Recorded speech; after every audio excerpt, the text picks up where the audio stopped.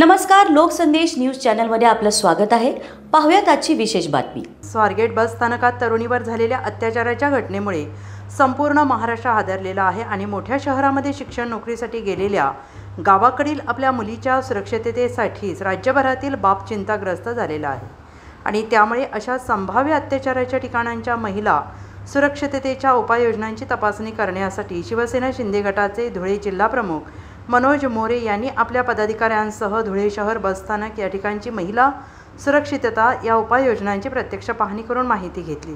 यावेळी धुळे जिल्हा शिवसेना कार्यालयाकडे बस स्थानकातील पोलीस चौकीमध्ये पोलीस कर्मचारी कधीच आढळत नाही, त्यांची मदत होत नाही अशा तक्रारी आल्याने सर्वप्रथम मध्यवर्ती बस स्थानकातील पोलीस चौकी धुळे जिल्हा प्रमुख मनोज मोरे, महानगर प्रमुख संजय वाल्ले यांनी एसटी महामंडळाचे जिल्हा विभाग नियंत्रक गीते यांना सोबत घेऊन भेट दिली।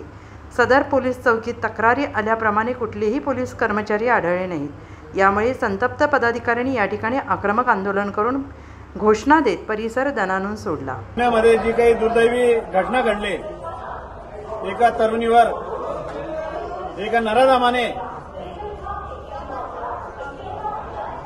बस स्थानकातील सुविधांच्या अभावामुळे गैरफायदा घेत अत्याचार केले। त्यामुळे महाराष्ट्रातील सर्व बस स्थानकांवरची सुरक्षा व्यवस्था अलर्ट झाली पाहिजे, यासाठी आम्ही शिवसेनेच्या वतीने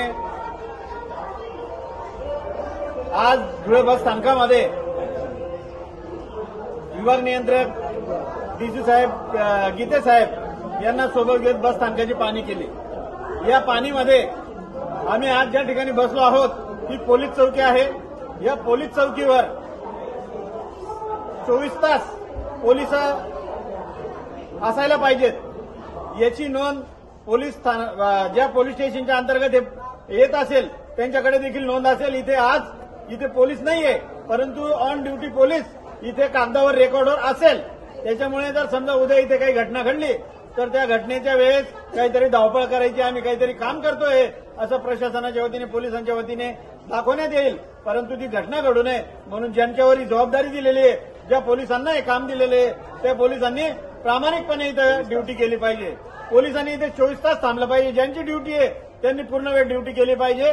आम्ही इथे माहिती घेतल्यानंतर आम्हाला अशी माहिती मिळाली की पोलीस इथं आल्यानंतर हे जे काही छोटे मोठे व्यापारी, छोटे मोठे व्यावसायिक आहे यांच्याशीच फक्त चर्चा करतात, त्यांनाच भेटतात, परंतु सुरक्षेच्या दृष्टीने त्यांच्याकडून कुठल्याही प्रकारची इथे अंमलबजावणी होत नाहीये। त्याच्यामुळे इथे काही दुर्घटना घडली तर जे काही जबाबदार असतील त्याच्यामध्ये या ठिकाणी जे कोणी ड्युटीला पोलीस असतील त्यांच्यावर प्रामुख्याने हे सर्व गोष्टीची जबाबदारी टाकली पाहिजे असं आम्हाला वाटतं। आम्ही आज शिवसेनेच्या वतीने संपूर्ण बस स्थानकाचा आढावा घेतोय। आमची महिला टीम देखील आमच्या सोबत आहे।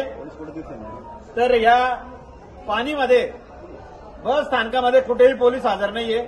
दुसऱ्या ज्या काही गोष्टी त्याच्यासाठी देखील आम्ही आता जातोय, ज्या ज्या अडचणी असतील त्याच्या सूचना आम्ही त्यांना देऊ। एसपी साहेबांकडे आम्ही आता हे सगळे व्हिडिओ आणि फोटो पाठवणार आहोत।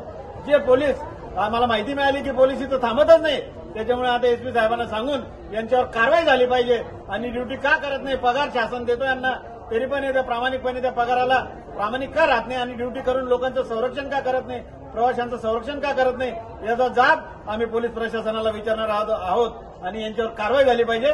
यासाठी आता पोलीस प्रशासनाकडे जिल्हा पोलीस अधीक्षक साहेबांकडे आम्ही मागणी करणार आहोत। अशाच विशेष घडामोडींसाठी आमच्या YouTube चॅनलला सबस्क्राईब करा, फेसबुक पेजला लाईक करा आणि इन्स्टाला फॉलो करा।